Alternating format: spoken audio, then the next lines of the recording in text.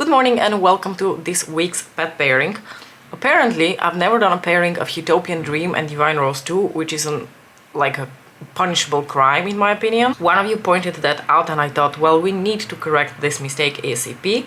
I'm going to start off my makeup by applying my eyeshadow base. This is the MAC Prep and Prime 24 Extend Eye Base. I usually don't include this step because I basically always use the same eyeshadow primer and the same brow products. But because this is going to be like a more chatty video, I figured we can start from the beginning. So the first few items on our agenda today I think are just like good old makeup releases. First of all, Pat, where is the teaser for the like holiday collection? Usually by this time, especially with the Mega palettes, the Mega Mothership palettes, she has already teased them. And I want to say last year the Celestial Odyssey palette was actually released already in the end of September. So this year she's making us wait a little bit, or she has something completely different in mind and we're not getting a Mega Mothership. You know what? I would not be mad if we skipped on the Mega Mothership, but we got another holiday collection of Blitz Astral quads. That would be pretty fucking sweet. But anyway, also, one more thing I wanted to add about Pat McGrath Labs, because one of you very kindly pointed that out on Instagram to me. Since Pat hasn't really released anything new recently, I hadn't really been on her website in a while, but one of you pointed out that if you go on her website now, the prices have gone like down, and by down I mean for us European customers. For you in the US they're still the same, but for us in Europe they've gone down, and they seem to reflect the prices in dollars. And since the dollar and the euro are equal, the palettes, the Mothership palettes cost $128 and they also cost 128 euros. I did not actually try to check out though to see whether they will add again additional costs at the end. So that is something to be watchful of. I'm not actually sure. If I try it later on before I post the video, I will leave something in my description box as an update for that. The lovely person who contacted me on Instagram suggested that maybe she finally has a European warehouse and we don't have to deal with those import taxes, and that's why the prices are the same. Oh gosh, if she has opened a European warehouse and we get to get our stuff delivered faster and without the additional taxes from the US, wouldn't that be an absolute dream come true? And oh my god, it was about time. I'm actually not sure of any of that. I did go on the website, I looked very closely at her sale thinking what could I possibly buy just to test this out, but I don't want to buy random shit just to do that, and there is literally nothing on the website at the moment that I either don't have or I would like to own. So we are going to have to wait, or if one of you maybe has an update on the matter, please let us know. But I'm just very curious what's going on there, because something seems to have changed once again. I'm taking my Auric Glow Lust. Speaking of holiday releases, I am slightly tempted to get one of those new holiday palettes from Hourglass. Never have I ever had any inclination to buy these palettes before, and I can't decide whether it's because of the tacky packaging or the actual color story of one of the palettes specifically. Because there is one palette, the one with the tiger print on it, like the blue with the tiger print on it, that contains some really beautiful colors. By no means colors that I don't already own in some shape or form in my collection, but beautiful Mariam colors nonetheless. And I've never actually bought one of those holiday palettes from Hourglass, believe it or not. I'm also going to apply a little bit of my Becca primer just to fill the pores here on my cheeks. And I do tremendously enjoy their ambient lighting powders as finishing powders. I think they might be my favorite finishing powder ever. But I've never actually tried like their blushes, for example. And there are some very beautiful colors in that tiger palette. But one, I don't know whether these are coming to Europe, when they're coming to Europe. Will people fight over them to the death, which I have no interest in participating? Or are they going to be available for a while? Do I have time to think about it? I don't know. What do you guys think? Have you bought one of those palettes? What do you think about them? I'm sure, I'm taking my Lancome Digital concealer now, by the way. I'm sure they're going to be beautiful quality because Hourglass really knows how to do face powders. But I doubt a little bit whether it's worth investing so much money into stuff that I kind of already have and also in good formulas as it is. And I can't decide for the life of me whether I think the packaging is cute or tacky. Maybe it's both. So those are my woos a little bit when it comes to makeup. I can't wait to see Pat's holiday, you know, release. And I hope it's a really good one, because to me last year was a bit of a mixed bag. Really good Celestial Odyssey, total disappointment, the two quads. So I'm really excited to see what she has for us this year in stock. Let me know what your predictions are. Are we seeing another mega palette, or do you think she's skipping on the mega palette this year and we're getting something different? I'm very excited to hear your thoughts. I haven't actually been following Instagram very closely lately, so I feel like I've lived under a rock and I might have missed some interesting releases. So do let me know if there's something that you think, oh, I think this might be interesting to you. I do know that Sonia released a new brush, the Jumbo Bronzer, and initially from the photos it looked like it might be something like this, maybe a bit smaller, but like in this shape and like for this specific functionality to apply not only bronzer to like a larger portion of your face, but also finishing powder. And I've wanted to have like a good finishing powder brush from Sony in a while, and I do have the smooth buffer. I love the smooth buffer. The only issue with the smooth buffer is that it's a little bit small, so I have to like go quite a few times in a way, which I don't mind because this is an absolutely fabulous brush.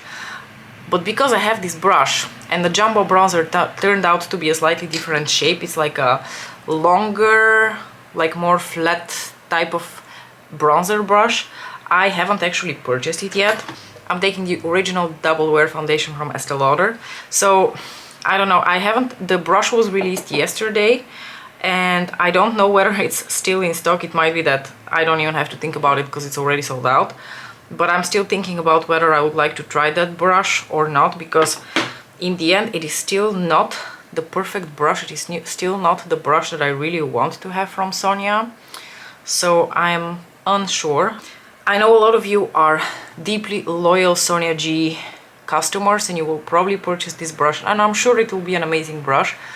But I don't know, I don't want to buy it for a function that eventually it's not going to serve, because I don't really need a big bronzer brush, if I'm being completely honest with you. I'm really happy with the one that I got from the Hinoki set. This is my favorite like bronzer brush now for like powder bronzers. I really enjoy this brush. It's beautiful and it is exactly what I wanted in a slightly bigger bronzer brush. So in terms of bronzer, I'm covered. If I would buy that Jumbo bronzer brush, it would be for finishing powder. But because it is not the shape that I was looking for, I'm a little afraid that once again I will buy a brush that is very beautiful but very expensive, and it will not serve me for the function that I intended it to. Speaking of finishing powder, I'm taking the Airbrush Flawless Finish from Charlotte Tilbury. I am extremely hormonal, so my face is getting a little bit oilier throughout the day, so I think this powder is going to counteract that really well. And I'm going to apply this with my gorgeous, you know, smooth buffer brush. I'm just going to apply a little bit first like this, and then I'm going to buff it out. I feel like this brush really further smoothens out your skin after you apply powders. Alright, and now that we have extensively talked about makeup, or at least the makeup that I was interested in, we can jump to our next order of business. I promised you last time that today we're going to talk about, well, I didn't promise you last time, I think I mentioned it maybe on Instagram, but I was planning on doing it anyway because we've been talking about good TV shows that I've watched recently. Let me grab a bronzer, and why not the Hourglass Diffused Light while we are at it. That I want to talk about The Crown today. Totally coincidental, by the way, that Her Majesty decided to pass away as I was watching the last episodes that are currently released on Netflix. Is a total coincidence. I have a history with The Crown already for many years because I watched season 1 and season 2 when they were first released.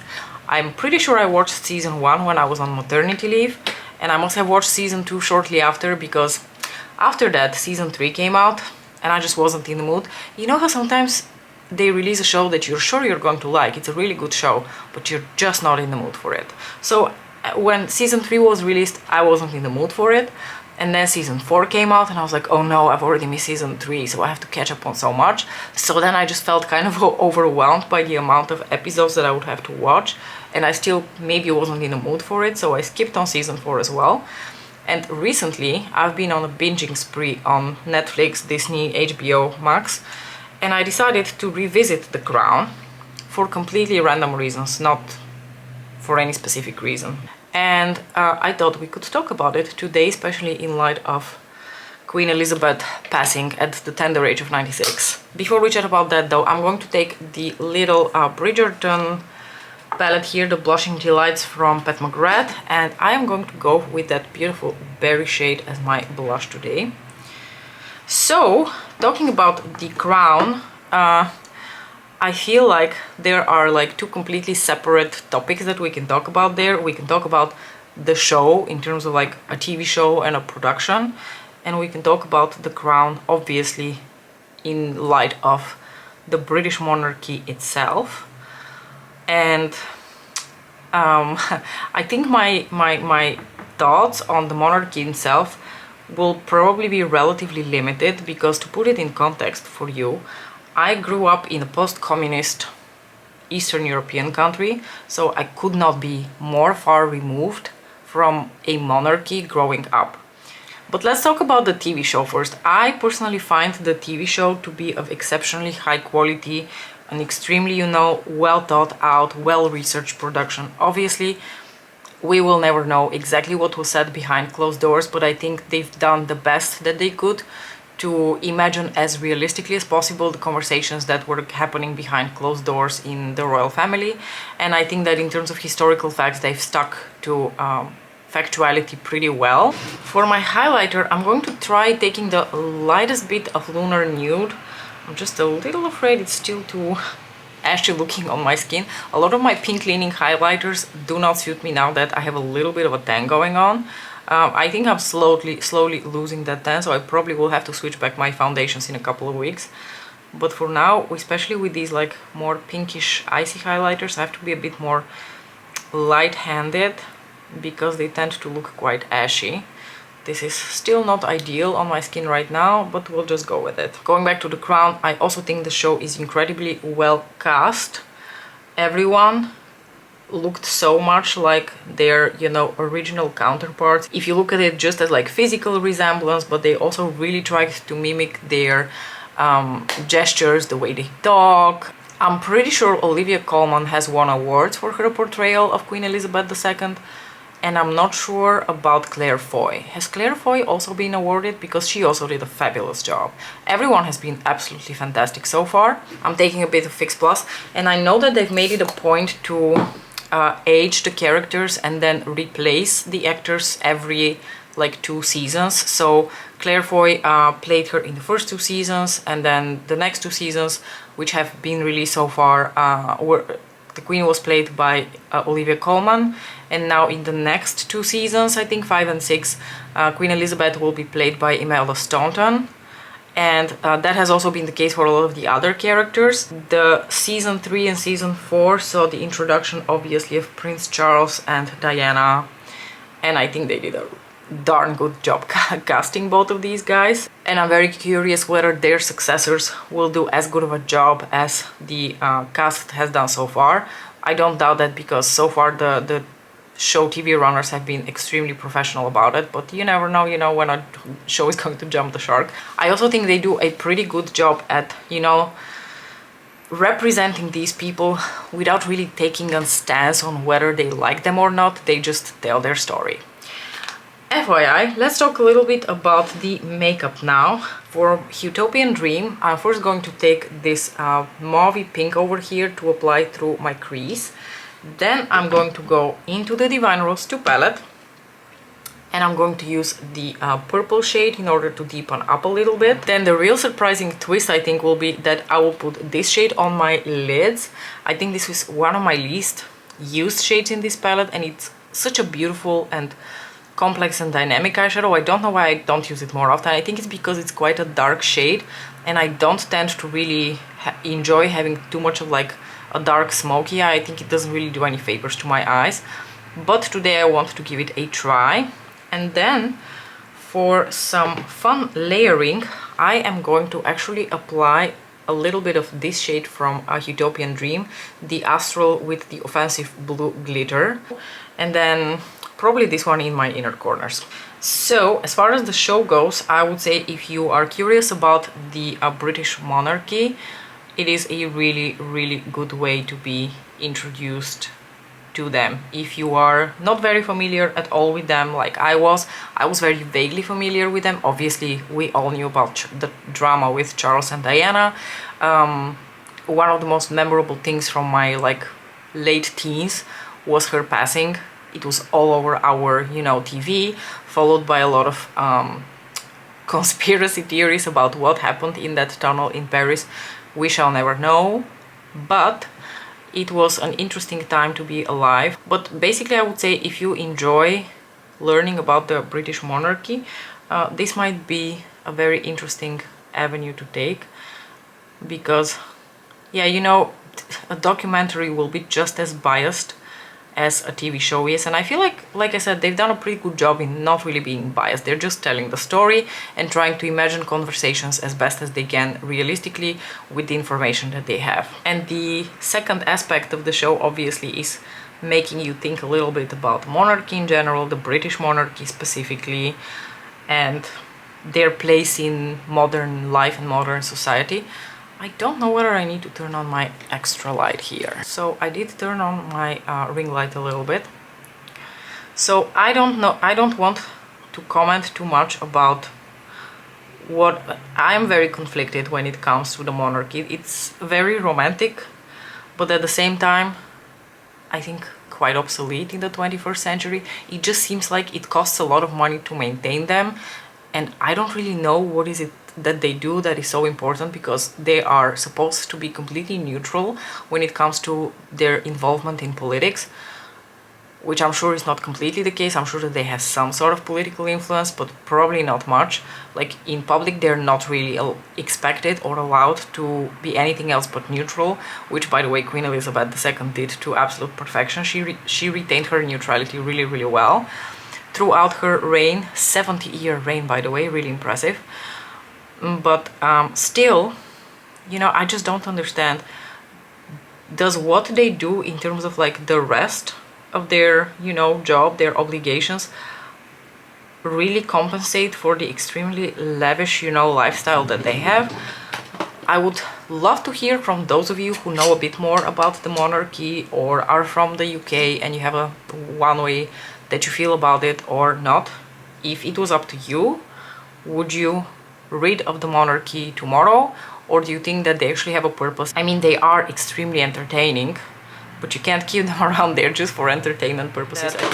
Obviously, as a colonial country, empire, they have a very loaded past, but who doesn't? They've plundered the rest of the world. So has the Netherlands, so has Portugal, so have a lot of other countries. So I don't know that there's really much to comment on there on the history. Yes, it's happened. Hopefully we learn from it and we don't repeat our mistakes. So I don't want to comment too much on that, because I feel like the recent history of the British monarchy is very different. And while Queen Elizabeth herself hasn't really expressed her, I don't know, regret at the actions of her ancestors, I also feel like it's not really her place. Okay, I'm going to continue rambling in a second. I'm just going to take a somewhat smaller brush and go into that purple from the Divine Rose 2 palette. So personally, I didn't really think that it was her place to really express apologies.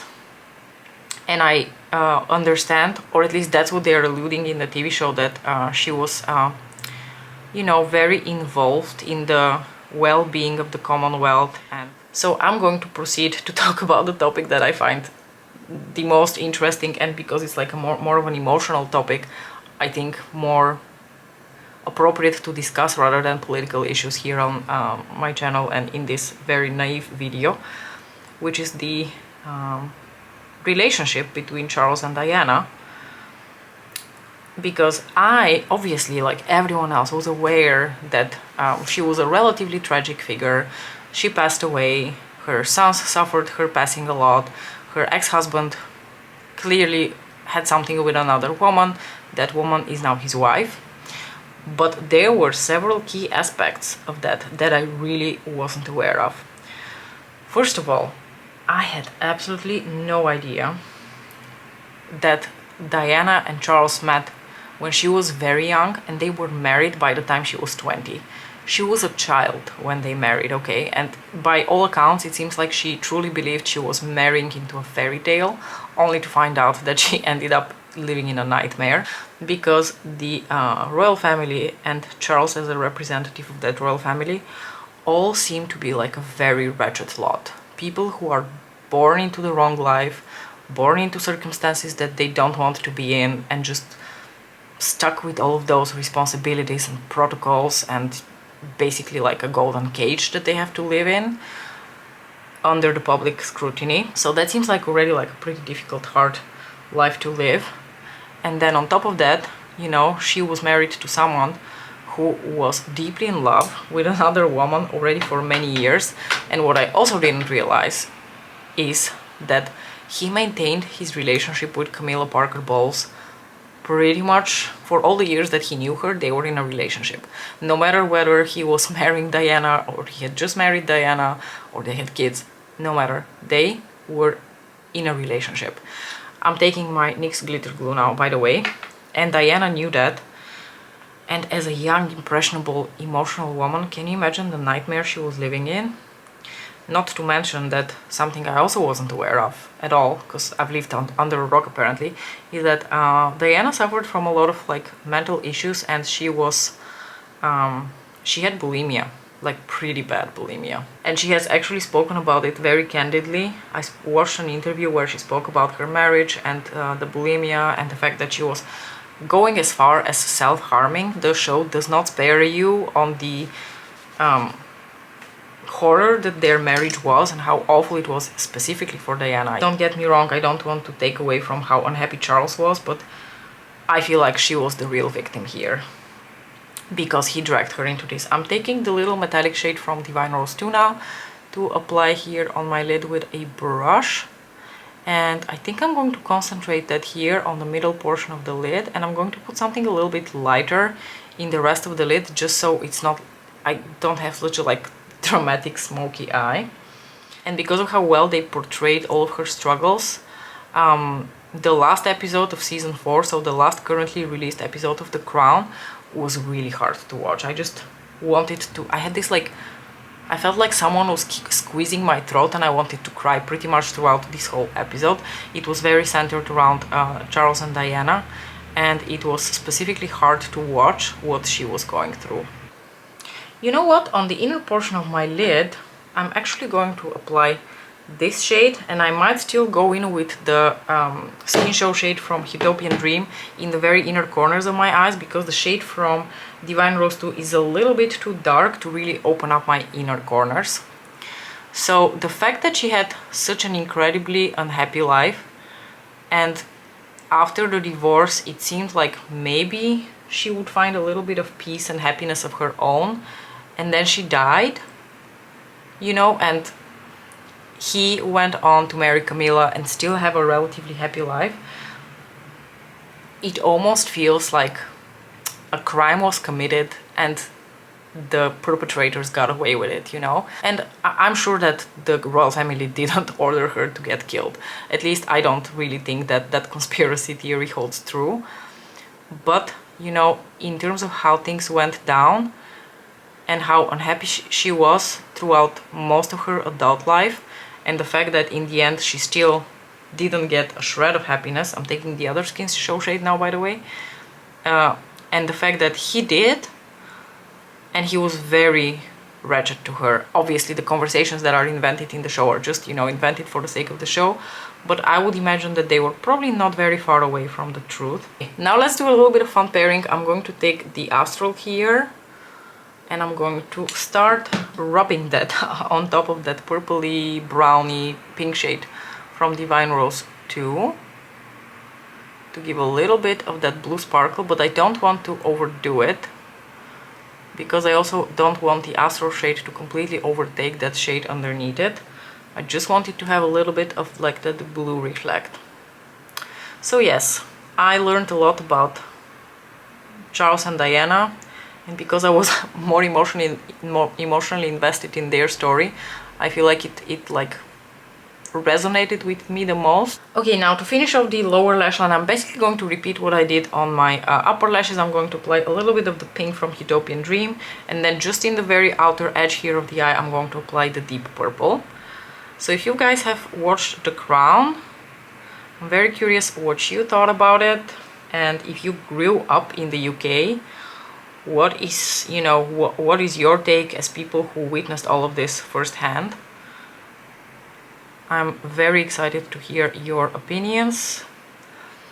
As far as Queen Elizabeth goes, I think she was a very stoic woman who took a responsibility that I don't think she ever thought she was going to have to do, and she did this very courageously and with a lot of professionalism, and I think she tried until her last days to be a professional sovereign. And I'm sure that there were things she felt one way or the other about the history of her family and the British Empire, but I don't think, like I said, it was her place to comment on that. But as far as Elizabeth herself goes, I feel like there is good reason for people to be upset about her death. I think she was an extremely hardworking woman, and she must not have had it easy. One thing that I think I could blame her for is that from at least the way that they are depicting her on the show, she was very cold to her children, and I think the fact that most of her children have been very wretched in their lives, and especially their marriages, might be attributed to the fact that they were not very loved as children.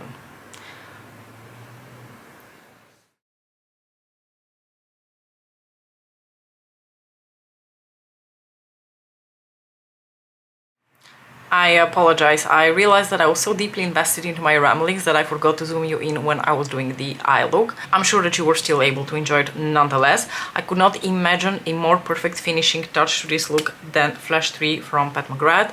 Prepare to see this lipstick a lot again on my channel because we are going into the fall and winter months, and this is a lipstick that just perfectly embodies both of these seasons. Thank you so much for hanging out. I hope that you enjoyed this look. I really love how it turned out. I think it's really like soft and feminine, but still with like a bit of an interesting touch to it. I really enjoyed chatting about the crown and the British monarchy with you, in, you know, and so far as I can give an opinion, a very like uneducated, naive opinion on it. And, you know, also as an outsider to being someone who has witnessed monarchy firsthand. So I'm very curious what all of your opinions are. I'm sure that you have opinions. Let's continue chatting in the comment section below. As usual, thank you so much for watching, and I'll see you in my next video. Bye!